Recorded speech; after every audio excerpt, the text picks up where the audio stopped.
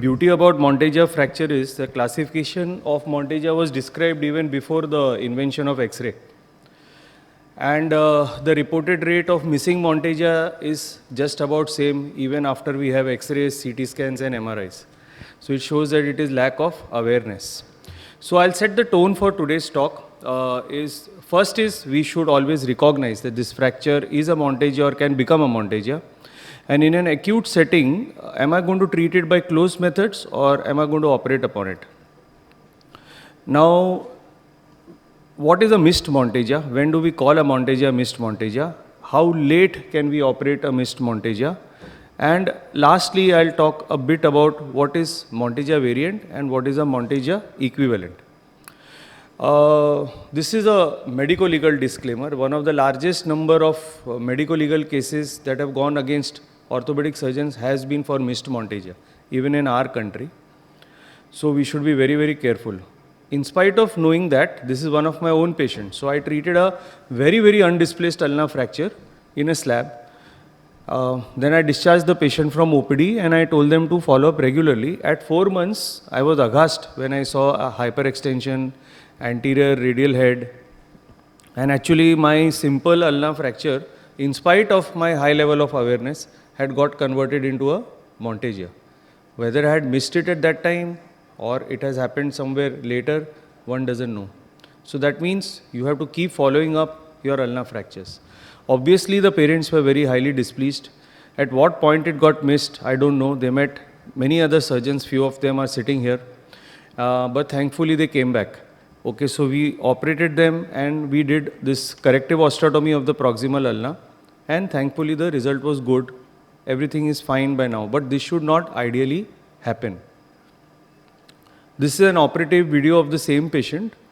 So because a lot of people feel there is a lot of inquisitiveness of how to do this surgery. So by the posterolateral approach, so you see the void, the radial head is empty, means the socket of radiocapitellar joint is empty, the radial head has moved ahead.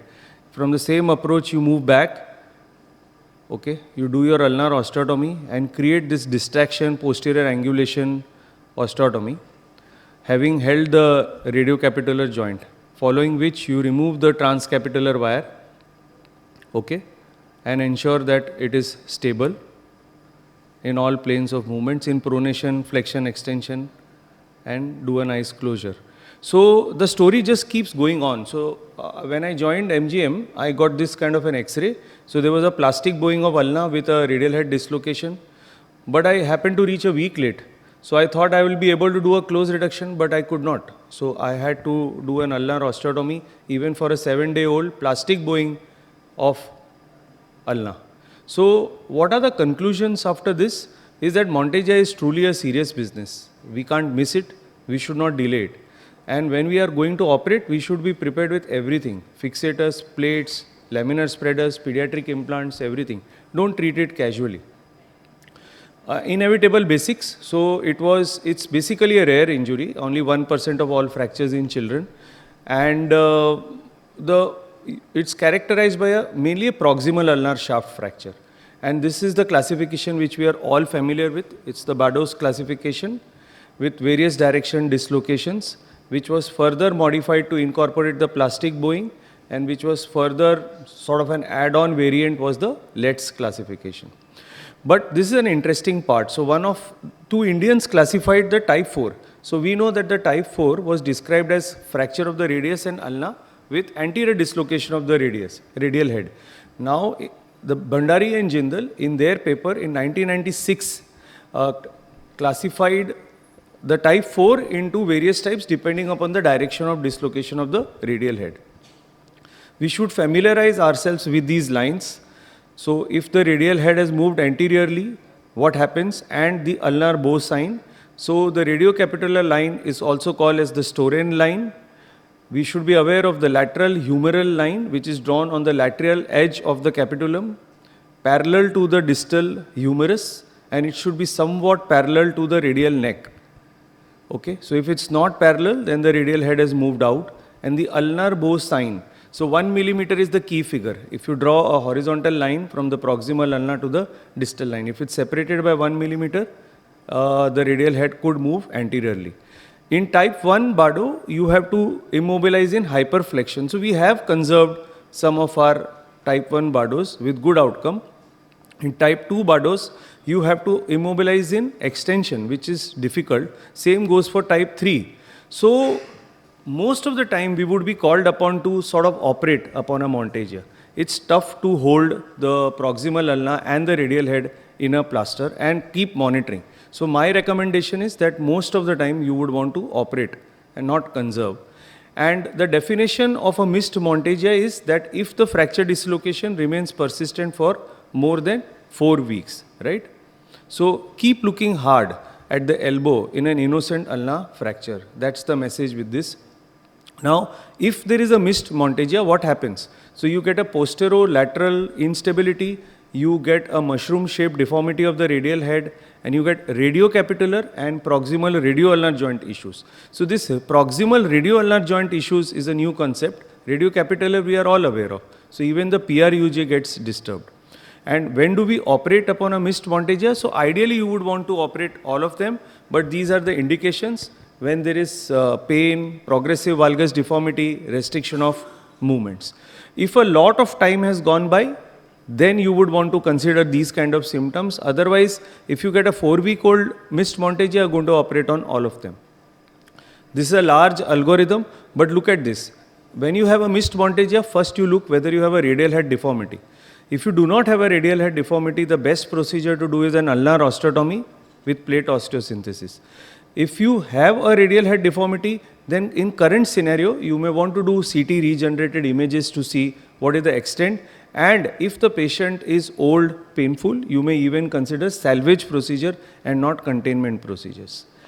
And now there are various articles to describe missed Monteggias, and they recommend that some would say that do not operate after a year. Some would say as much as 10 years is acceptable. So you can operate even 10 years later after you see a missed Monteggia, provided you have sufficient time for remodeling.